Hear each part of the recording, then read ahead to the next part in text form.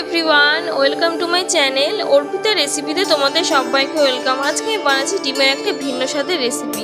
এর জন্য এখানে আগে থাকতে 3টে ডিম আমি সিদ্ধ করে নিয়েছি। এবারে সিদ্ধ করে রাখা ডিমগুলো একটা ছুরি দিয়ে ভালো মাঝখান দিয়ে এভাবে কাট করে নিচ্ছি।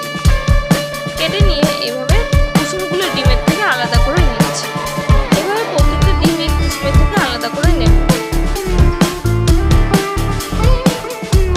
আর এদিকে কিন্তু কড়াইতে আমি তেল দিয়েছি গরম হওয়ার জন্য। এইভাবে সাদা অংশগুলো লম্বা লম্বা করে কেটে নেব। তেল ভালো করে গরম হয়ে আসলে ডিমগুলো ভেজে নেব। ডিমের গায়ে হালকা লাল স্পট চলে আসলে ডিমগুলো ভেজে তুলে নিচ্ছি।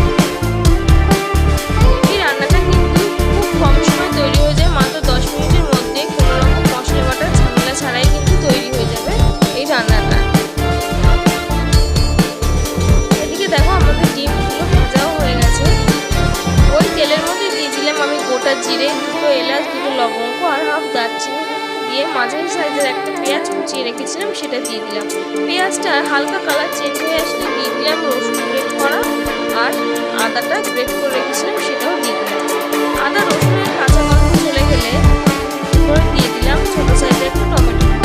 তার সঙ্গে দিয়ে দিচ্ছি কাঁচা লঙ্কা। টমেটোটা একটু নরম হয়ে আসলে দিয়ে দিচ্ছি কিছু গুঁড়ো মশলা, হলুদ গুঁড়ো, জিরের গুঁড়ো, ধনের গুঁড়ো হাফ চামচ করে, আর দিচ্ছি কাশ্মীরি লাল লঙ্কা। আর এর সঙ্গে কিন্তু আমি স্বাদ অনুযায়ী নুনটাও দিয়ে দিচ্ছি। অল্প পরিমাণ জল দিয়ে মশলাটা ভালো করে কষিয়ে নেব। এই রেসিপিটা দিয়ে কিন্তু তোমরা বাড়ির সবার জন্য রাতের ডিনার তৈরি করে নিতে পারো খুব সহজেই। আর এর সঙ্গে দিয়ে দিচ্ছি হাফ চামচ মতো গোলমরিচ গুঁড়ো। গোলমরিচ গুঁড়োটা দিলে কিন্তু রান্নার টেস্ট আরও বাড়িয়ে দেয়। গোলমরিচ গুঁড়োটা ভালো করে মিশিয়ে নেওয়া হয়ে গেলে মশলা থেকে ভালো করে তেল ছেড়ে দিলে দিয়ে দিলাম পরিমাণ অনুযায়ী জল।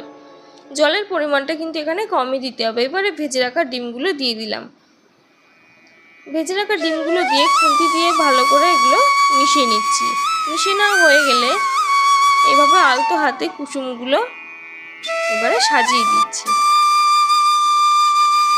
একে একে কুসুমগুলো দেওয়া হয়ে গেলে 5 মিনিটের জন্য রান্নাটা হতে দেব। এবারে 5 মিনিট পর ফিরে আসছি। 5 মিনিট পরে এবারে ঢাকনাটা সরিয়ে দিয়ে দিলাম ধনেপাতা কুচানো।